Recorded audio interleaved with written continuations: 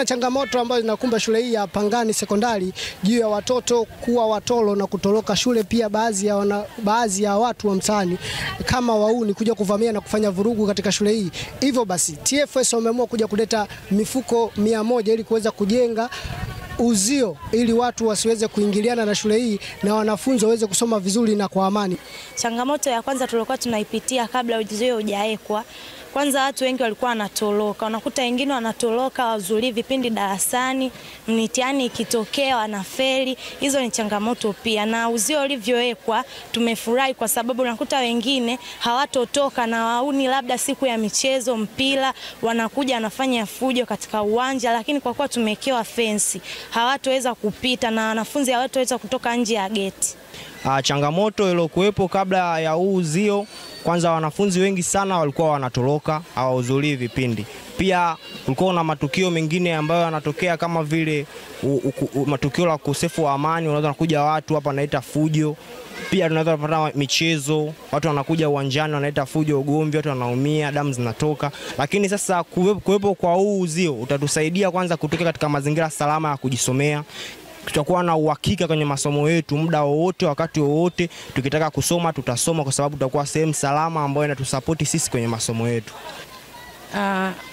Changamoto ambazo zimepelekea sisi kuomba TFS watusaidie msaada wa kukamilisha mradi wetu wa uzio ni utorokaji wa wanafunzi wakati vipindi vinaendelea. Tunaingia asubuhi saa 1 mpaka saa 9:30, wakati mwingine mpaka saa 10. Lakini mtoto anaweza akaja asubuhi alafu akatoroka kabla ya kufika mwisho wa mzunguko wa siku.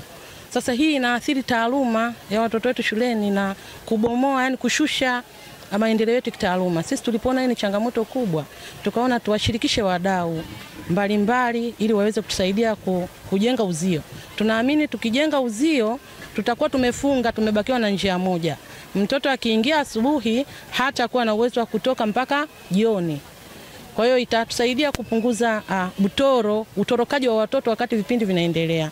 Lakini pia itatusaidia watoto wetu kufika shuleni kwa wakati. Kwa sababu tukishawaambia kwamba ikifika saa 1 geti linafungwa. Likishafungwa halitafunguliwa, watoto watakuja kwa wakati. Watawahi na vipindi vitaanza kwa wakati. Kwa hiyo tunaweza kutimiza sasa lengo letu sisi. Kauli mbiu yetu kama umeisikia wanafunzi wangu wanasema inasema kwamba New Pangani no more zero. Tunawezaje kufikia New Pangani no more zero bila kudhibiti nidhamu za watoto? Kwa hiyo ndio ikaja hiyo haja ya kuanzisha mradi wa uzio ili tuweze kudhibiti utorokaji wa watoto wakati vipindi vinaendelea, lakini watoto kuwahi shuleni wakati wa asubuhi, lakini kukaa mpaka mwisho wa mzunguko wa vipindi. Mradi wetu umeanza, tumeshafunga upande wa magharibi, lakini shule yetu ina pande 4: kaskazini, kusini, mashariki, magharibi. Tumefunga magharibi, kwa hiyo bado tuna kipande cha kaskazini, tuna kipande cha mashariki na tuna kipande cha kusini.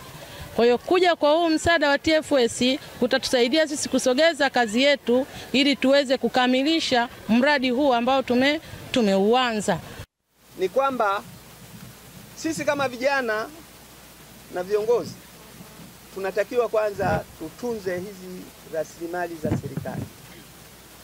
Tunatakiwa tuzitunze kwa sababu hizi rasilimali ni kitu muhimu, ziweze kuwasaidia watu kwa sasa na kizazi kijacho.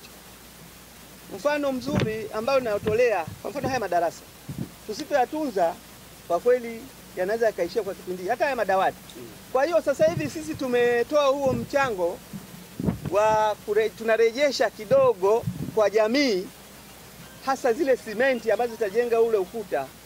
Jamani, sasa ule ukuta ni vizuri vile vile tuutunze na tuthamini, kwa sababu hiyo New Pangani no zero.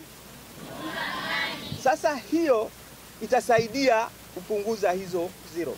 Kwa hiyo kitendo cha kuweza hii, sasa tujitahidi tuweze kuitunza hiyo isije ikaharibiwa mapema na watu wengine wakashindwa kuja kuitumia wakati kumbe ni rasilimali ambayo mlikuwa mnatakiwa Na kingine ambacho ni cha mwisho ambacho nilipenda kusema kwamba sisi kama wakala wa huduma za misitu Tanzania tutajitahidi kwa sababu kamishna ameelekeza kwamba tuwaeleze uhifadhi wa mazingira au uhifadhi na usimamizi wa rasilimali hizi ni ya kila Mtanzania.